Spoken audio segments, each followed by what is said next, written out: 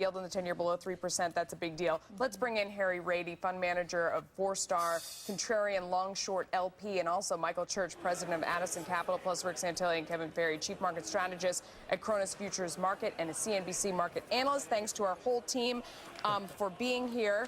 We appreciate it. Rick Santelli, let me start with you. Tell us about all the chatter in the bond market this morning, because that's been a big point of focus. Well, you know, I think China is definitely at the top of the mountain on a lot of the issues, at least specific to today. And keep in mind that when you're looking at these yields, they're probably too low. But you're not going to keep investors from hunkering down. You're not going to keep banks from hoarding or staying in treasuries to keep their powder dry.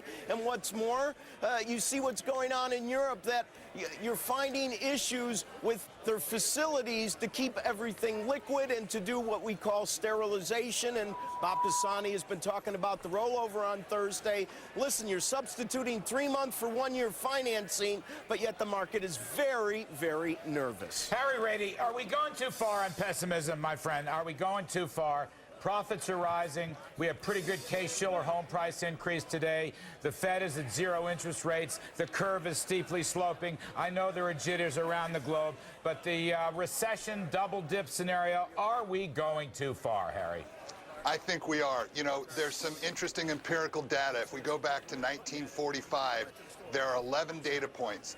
Every time the market has corrected 10% or more, 3 months following that 10% correction, the market has been up on average 10%. 6 months following that correction, the market has been up approximately 14%. And 12 months following that correction, the market has been up on average 20%. So if empirical data is any measure, we think this is a clear buying opportunity. And on the other side, our largest short position is long-dated treasuries via the TLT and the TBT. Let me go to Kevin for a moment.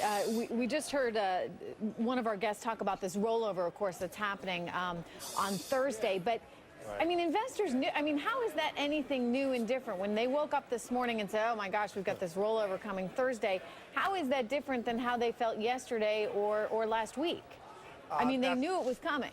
Right, and that's an excellent point. And I would put out that, in fact, forwards and futures that would be hedges for that event traded poorly last week and quite well this week. So I think that real professionals are well prepared for this role in the calendar. And what you're really faced with is just temporary positioning where there isn't any balance sheet for people in the dealer community to act on these markets. So I think two things. First, what Larry said is, I hate to give him such good kudos. Because why do you hate it? He hit it on the head. The market did not like that meeting, and they didn't like the idea that they were going to meet daily.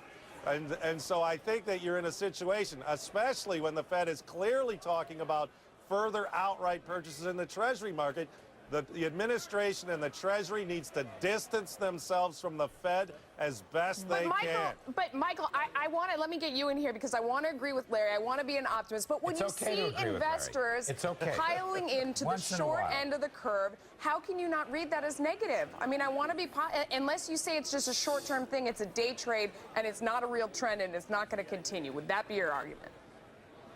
Well, I mean, you know, obviously the Treasury market is sending a message that there's a risk to a double-dip recession here. But to Larry's point about the president and Ben Bernanke cozying up, I would say that in the long run, that's probably inflationary, and I'm not sure how you could argue against that. It raises the specter of further quantitative easing, and at some point down the road, we'll probably find that translates into the I hate to say it, but the market was down way before that picture came up, Larry. I mean, we were down 250 points. Actually, I didn't ask for any I want to credit. agree with him. I didn't ask for any credit whatsoever. All I'm doing is relating to my experiences many years ago when Reagan met with Volcker during a period of double-digit inflation. But I want to ask Michael Church, there's a lot of rumors that the Fed is getting ready for QE2. Quantitative easing 2. Go out there and buy more Treasury bonds, pump more money in, buy more mortgage bonds, pump more money in. Are you hearing those rumors? Are you acting on those rumors?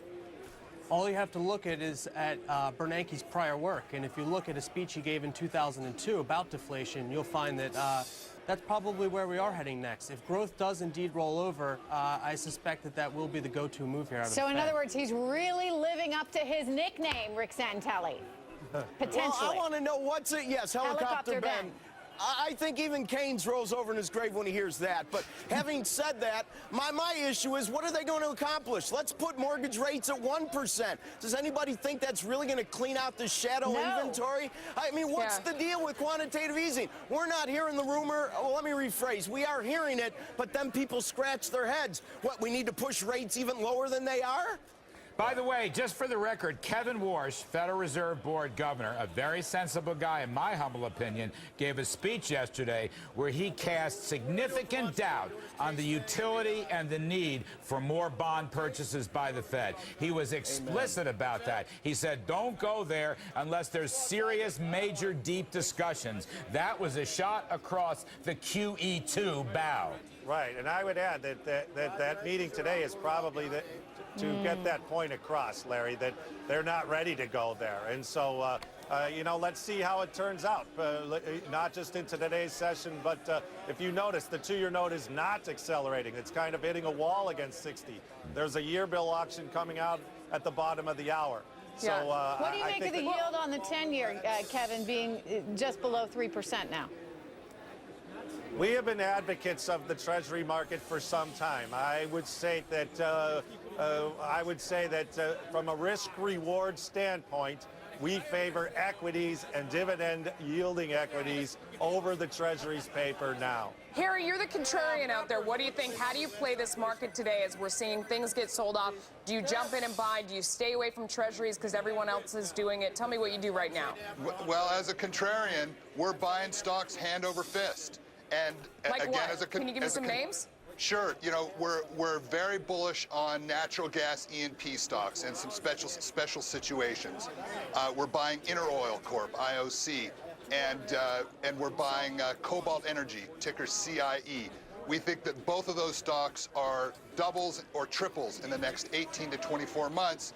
And as I said earlier, our largest short position by far are long-dated treasuries. We just think from a risk-reward perspective that rates just simply cannot stay this low. Okay, I'm going to have to interrupt you. Sorry about that, Harry. We do have some breaking news right now. We're going to go to Phil LeBeau, breaking news on Telsa. Trish, we're down here at the NASDAQ market site where shares of Tesla will begin trading and actually are starting to trade at this point. Remember, the stock came in with the public offering at $17 a share, now indicating higher. It's going to be trading in that $18 to $19 range. So clearly, there's a lot of appetite for Tesla right off the bat. This was a stock that was indicated it was going to be between 14 and 16. They had to raise it to 17, and now it's going to be opening up at